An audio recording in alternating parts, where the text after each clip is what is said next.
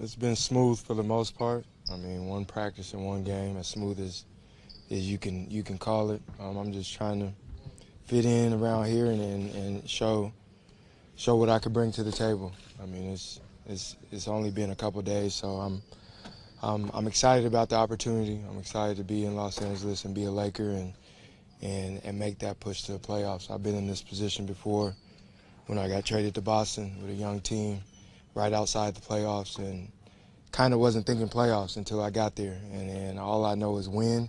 All I know is how to play to win, and I'm trying to instill that into these young guys and just give it all you got and leave it all on the floor and have fun doing it. So what are some of the intangibles you think that you can impart upon them? I mean, just about being a professional, going about your business, working hard each and every day, coming in days off, taking care of your body, the things they might not know things about just because they're young, but at the same time we're a talented group of guys that it seems like they love being around each other. They're always joking, and it's always a positive atmosphere the days I've been here. So just to build on that, and then just know it's time to win now. Like, why wait? We want to win now, and we want to have fun doing it. How long will it take you to pick up all the different things on offense and defense for this team?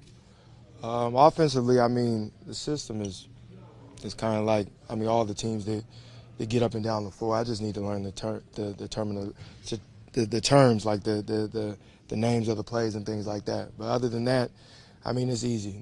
Coach put me in position to be successful and play to my strengths last game, and I think as I get more familiar with the guys and more familiar with the system, it's just going to be that much easier. Is it fair to say the bigger challenges are learning, where certain guys like the ball? Oh, for sure. That part of it. Anytime you get on a new team, that's a big challenge, knowing where guys like the ball, where guys are going to be on both ends of the floor, and then at the same time, I'm almost a guy that I don't fit in, I stand out, and I've always had that attitude, and I'm going to do what I can to help this team win games, because at the end of the day, that's what it's about. You were able to see Lonzo today in practice. What do you think about his game, and how do you think you two will work together? I mean, we're both basketball players. We know how to play with different types of guys. He's a special young talent. There's going to be a special player in this league for years to come. I mean, even from the outside looking in, watching the Lakers play, he's very good, and he goes at his own pace, which is a strength to have at a young age, and he's talented. I can't wait to get on the floor with him and be able to compete with him and hopefully win a lot of games. A lot of things have happened for you in this last year on the court and off. Have you paused to think about it? How has this last year been for you? My sister passed away. That's the biggest one. So, I mean, the basketball thing, it is what it is. It'll take care of itself no matter where I am. But, I mean, basketball, that's the last thing I really worried about, because I work hard each and every day. I work too hard not for things to work out. The Cleveland situation didn't work out. Now it's time to move on and move on to what I can bring to the Lakers organization and go from there. I mean, I'm all about worrying about what happens right now, and worrying about the things I can control, and that I can come out and play hard and give it all I got each and every night and showcase my skills and then go from there. How are you feeling physically with your hip? I'm feeling good. I'm all right. I mean, I'm not 100%, but I'm getting there, and each and every day is a positive day for me. I mean, this is the first real practice I had all year, so like, we'll see how my hip responds tomorrow with the soreness and things like that. But I'm here, and I'm happy, and got my joy back, and I'm ready to put on a show for the Lakers. Would you say you're about 75%, 80%? Probably around there. I mean, I don't have all my power and explosiveness that I had last season and the years before, but the good thing about that is I can get wherever I want on the floor. I'm just trying to get my rhythm back to where it was, trying to get my legs back to not being heavy and getting tired, because I'm not used to getting tired. But at the same time, that comes from continuing to work each and every day, and I'm going to do that. Did you feel like you maybe pushed it to come back too soon? No, I didn't. Yeah, I was ready.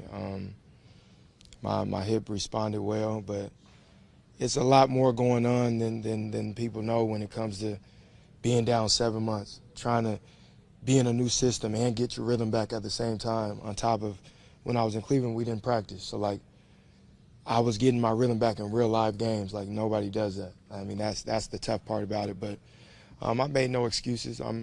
like I said, I'm here to work.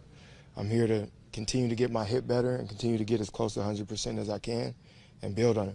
You mentioned a little while ago the Cleveland situation didn't work out for you. Have you thought about why it didn't? Because there were such high expectations when you went there. I don't know why it didn't. I mean, for the most part, I mean, there was a lot of new faces in that organization, and it just didn't click for whatever reason. And, I mean, I'm not here to comment on that too much, but, I mean, it is what it is. I'm a Laker now, and I'm happy to be a Laker. I'm happy to be in Los Angeles, and to get that joy and happiness back of playing and just working hard each and every day. This is a team in Dallas, met the team on the road. What did it feel like to actually come to the facility today, to get the jersey over there, wearing the Kobe shirt? What did it feel like to actually be here in El Segundo? It hasn't really hit me yet. I mean, I'm a lifelong Laker fan. I mean, my family's from Inglewood, California, so I was brainwashed into being a Laker fan as a young boy, and Kobe's been my favorite player. So it hasn't hit me yet that I am a Laker, but when I do look at gear and my locker and my jersey, it's like, dang, I always dreamed of it, and it's finally here. So I'm happy to be here, and I just want to put on a show and try to take over this city like I try to do each and every other city I've been in. Isaiah, you said the other night, I feel like I got my superpowers back. What did you mean by that? I mean, a rhythm. Like, that was the first time I was able to have the ball in my hands and make a play and have guys, I don't know. I mean, you see the bench every time I was shooting, they were standing up, cheering. That's that feeling that I had in Boston, where we was playing for each other and we had happiness and joy for each other. And that's big, man. And from a player that wasn't playing for 7 months to be thrown in the fire, and it was tough for me, but I felt like myself last game, like not thinking about anything, just going out and playing and leaving it all on the floor. And I'm going to continue to build on that and continue to do that. What do you think of the young talent on this team? This young talent is special. I mean, one thing I want to do with this young talent is show them how to win and show them how to be professional, show them how to work hard, because they got everything else. They're talented. When you have fun with a group of guys, it makes it easier on the court. Like, since I got here, all they do is joke around. All they do is joke and laugh, and they're so close, and that's a good thing. That makes it easier on the floor when you go to battle, and when you hit adversity, you don't go your separate ways. You keep going. And I think in this organization, everybody's here to play for each other and have a positive mindset when it comes to it. Luke just said it takes players differing amounts of time to get used to a new team and the new schemes and everything. How long do you think it'll take you? I'm pretty cool with it right now. I think, I've been around a bunch of different coaches, a bunch of different styles, and I think, the biggest thing for me is just relationships with the guys, and that, is going to take months. And I think right now, I'm just trying to figure out the basketball part of it, and then I got to figure out what guys like to do, where they like to go, how they like the ball, how they like screens. Now that's just going to take time. But for me, and then what coach wants, it's just basically, watching film and knowing their calls. Everyone runs pretty much the same plays. It's just a matter of, like, the calls are different. So I'm pretty cool. He keeps it simple when I'm out there, which I like. It's just getting used to, like, when I'm going in, if I'm going in, when I'm playing and stuff like that. So, I mean, for me individually, that's how they play. I love how they play. I think it's amazing. I think it's awesome. And it's a good system, especially for the personnel that they have. When you talk about the relationships taking time, Yeah. Cleveland obviously there was a lot made about Right. what those relationships were like. Was it just a matter of not having enough time with people? What happened? No, I think sometimes stuff doesn't work out. I mean, it's just that simple. I think you look at a lot of teams around the league, and I think the reason it was blown up is because it's LeBron's and the Cavs. I think sometimes you just don't have chemistry off the court, but just the continuity that you would want on the court just wasn't there.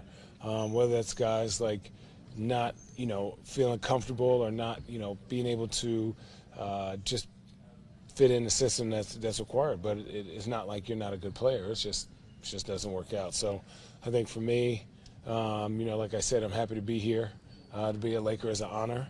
And, my main goal, like I said last time, is just to help these kids win. For them to understand that this is an everyday thing. Every day we're coming out here to compete. to give ourselves the best chance to win and to grow. And I think, I was just laughing with Miles that they're just moving so fast, and they're just so young. They just don't the game of basketball is generally simple, and it's just they just move so fast. Sometimes they don't read the defense and do stuff like that. So, every day I'm out there not only playing but trying to teach and help and make sure that they have good habits, good winning habits. It sounds like something like that. Excuse me. Can something like this re-energize you? I'm pretty energized all the time, man. Life is good. This is all I have to do today, and I'm getting ready to go to sleep, eat some sushi, look at the sun, live in California. I don't know about the taxes, but other than that, I'm good. Right? Oh, they coming. No, but I'm good. I'm always energized. It's we live a good life, man, and these kids are excited about basketball, and they just want to play good ball, and that's all I want to do is play good ball and win. Obviously, you were on a team that had championship aspirations, right. And now kind of it seems like you've kind of mind shifted to kind of being a vet in that part. Are you excited for that change? Super excited. I was talking to my wife yesterday, and it is a different mindset. It is going from okay, this is All-Star break. After All-Star break, the real season begins. You're playing till June, end of June. So I was like, really, what is my motivation? What is the thing that's going to get me focused and get me locked in? And it's just the experience of helping these kids grow. It's the experience of winning, their appreciation of winning. Some of the best years that I've had in this league are teams that have been counted out. We make the playoffs, or even if we get close to the playoffs, it's exceeding expectations, having fun, growing, and having relationships that I still have with guys on the court. So winning a championship is a lot. I got one. But, at the end of the day, it's really about the relationships you have with the guys and winning in a good way. Do you have any response to Dwayne Wade's tweet? I already did. Yeah, I already did. He knows him in the weight room every day. But, again, those are the relationships. Even though Dwayne wasn't there for very long, that's my guy. We text every day. I was like, yo, how's Miami? And he sends me a picture of him on his porch overlooking the water, and I send him a picture of me looking at the water, and I'm like, hey, we're not in the snow anymore. So I think for both of us, we knew that it just wasn't a good fit for, I think I kind of just, this is going to be a better fit. Once we start working and getting things going, you're going to start to see, I'm going to fit in here pretty well. Channing, what did last game kind of teach you or tell you about the way that this team can play for the remainder of the season? You know what? I think the biggest thing you look for a team like this is consistency, and then growth. And so every day you want to consistently grow, you want to learn, and you want the guys to be able to not only read defenses but to acknowledge what teams are giving and to learn. I think right now they're still okay, coach says do this, but this guy's doing this. Should I do what coach says, or should I just play basketball? And I think that in between is when these guys aren't as successful. We're not out there playing, working together, moving.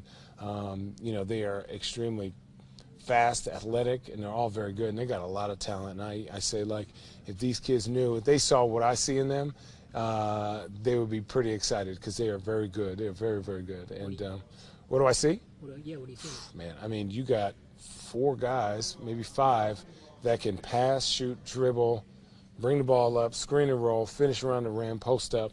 And each one of them has their own individual pace, which is hard to find in the league. A lot of guys are sort of robotic, but, you look at Lonzo has his own kind of quirky game. Kuz has his own kind of quirky in-between tweener game. I call him sleepy, but Brandon has his own in-between, is he a point guard? Is he a 3? What is he? I think, and then even, you go look at Julius, and then you look at those kind of guys, and even Josh. All of them are tweeners, but they all can do a lot of different things, and that's going to help this team in the long run because now we can ask any one of them to bring the ball up the court and make decisions for each other. Is it unique to, you said the word coach a bunch of times, but you're saying that about someone that you've played on really good basketball teams with. What's it like to play for a former teammate? This is business, man. Listen, they sign my check, so I don't care if it was my grandma coaching. What you want, grandma? It is what it is. He's in charge, and he's here to win, and I'm here to win. So I think we'll bounce ideas back and forth. But at the end of the day, this is his job and this is business. And for me, it's nice to be around him and a lot of other guys from U of A, because we're tight. But this is business. We laugh, ha ha ha, but we both hate losing. So it's whatever he wants to do to win, I'm rolling. What's your relationship with Luke been like over the last, since you guys have both been in the league? It's been good. He's busy. He lives on the West Coast most of the time, and then I've been on the East Coast. But, our families still stay in touch as much as possible. And then he's been on the Lakers, and I was on the Suns, and that wasn't good. It's just kind of hated you guys a little bit. So, we're really competitive. Luke is one of those guys where, like, we're best friends until the game. And then, it's like, I don't want to effing talk to you, And if we lose, if either one loses, we're not like, hey, good game. It's like, don't talk to me for another couple days. So you just respect it, and it is who we are, and I'm glad to be here.